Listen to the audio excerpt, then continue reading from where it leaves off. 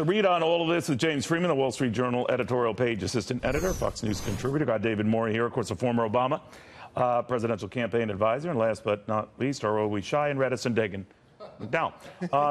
Dagen, what do you make of this back and forth on tax cuts here? I think that Nancy Pelosi continues to dig a hole for herself. And just a tip for Congresswoman Pelosi on her whistle-stop tour: don't order black truffle risotto when you go into the Cracker Barrel. That might not go over well, and they don't serve it.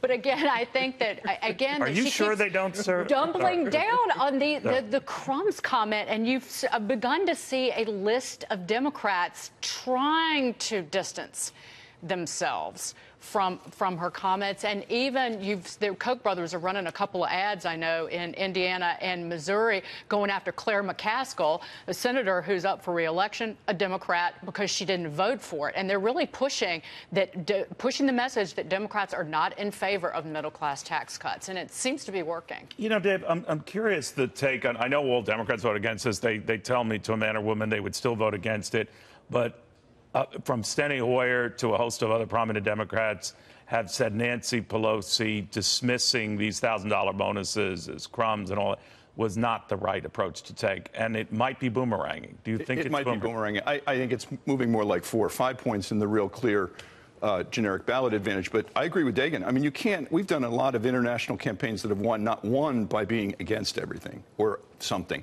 They've always won by being for something. You have to have your own activist, insurgent, proactive agenda. So you can make one point that these tax cuts will explode the deficit that's already out of control. But then you have to make the point that we need not just tax cuts, but reform. I mean, half the people in America don't have $400 in an emergency, and Warren Buffett, Jeff Bezos, and Bill Gates have more money than that half. So how do we address inequality through a tax system, not just giving money away, but re-incentivizing, re-educating? The Democrats are going to have a proactive agenda to win. Yeah, and neither party, when it comes to the kind of things that would get a handle on that, on spending and priorities and all, they back away from it, right? I mean, that's the bottom line. Well, I wish there was more of a consensus on cutting spending, but I think Democrats are realizing how big a mistake they made last year in not joining the consensus on tax relief. They really have no explanation for why they didn't push a middle-class tax cut. Do you think this is the reason why that the numbers have changed and this average about how the midterms could shake out? Yeah, I think that's the key issue, and it's got people on the left very alarmed. You saw essentially a postmortem in the New York Times today on how the Democrats blew it, and I think what has to have them scared and has Republicans encouraged is it looks like in the New York Times poll, only about half the country realizes they're even getting a tax cut. These withholding tables are just changing this month, right. The last few days. That's right. Basically. We should say it's a February, March, and April development. Yeah, right? And yet now most of the country likes the plan, even before they see the direct benefits. That New York Times article points out something that President Obama did quite well. He presented himself against John McCain as somebody, because he had a plan, who backed middle-class tax cuts. But because of Nancy Pelosi's language, $1,000, by the way, in much of this country feeds a family of 4 for a month. And you have Democrats, even Keith Ellison, Emanuel Cleaver, John Yarmouth of Kentucky, trying to push back on that language of I don't think pushing back crumbs. On her, right? Or the crumb, the term crumbs, that $1,000 is crumbs to somebody. Here's what Dave, I'll bounce this over you, that there is a sense here that should Democrats take the House, in other words, that in a big surge they get the 24 seats they need, they won't make her their leader. What do you think? That might be likely. It's a time for change, and you know, the Democrats are not anymore. They've not anymore found themselves in some ways in the Republicans. Both parties are searching for answers now, and in some ways you see that in all the polling. I think Pelosi's comment about crumbs really takes away the attention that it's a temporary tax cut for people, and that, like a balloon mortgage, you're going to feel this in a different way down the line.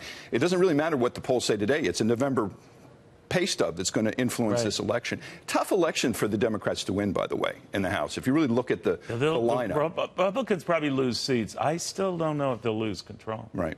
Yeah, I don't think so, because people look at these disasters, 1994, 2010, after the government, the second time successfully tried to mess with people's health care. You had a very angry electorate what we see here is people increasingly optimistic about the economy, about their prospects. So But do those people get out and vote in a midterm? Like, isn't it always the people who are angry who get out in a midterm? Well, I think that's the X factor, is how much can Democrats harness people who generally don't vote with kind of just an anger against Trump. And I think the Republicans do need an answer to Me Too, and they need to say, look, don't answer on all these rallies. On gun but control I think and everything. They have to say, don't throw us out because some big Democratic fundraiser in Hollywood did horrible things to people. What I've always said, I was taught this growing up, the message should be who makes the best decisions with your money. Is it Nancy Pelosi or you? You're getting to keep more of it. She wants to take it away from you. That's the messaging. But I don't want to relegate these, school shooting rallies in Tallahassee and elsewhere across the country that are coming up as wedge issues. I don't want to minimize. No, not at all. What I'm curious is, do you think that gets the attention off all this economic stuff, all the tax, because it's angering people? Ultimately, at the end of the day, and not to sound callous, it's about someone's personal situation, their family, their financial security. And where the Republicans have fouled up, potentially, is a $300 billion spending increase over 10 years that sends us to $1 trillion annual budget deficits in this country, because the Federal Reserve is going to hike interest rates a lot faster, and they've already been doing that, and that's what people are feeling at home. Their car payments are going up, their credit card payments are going up, they will see their mortgage rates rise. That could have basically offset any benefit the Republicans get from the tax cuts.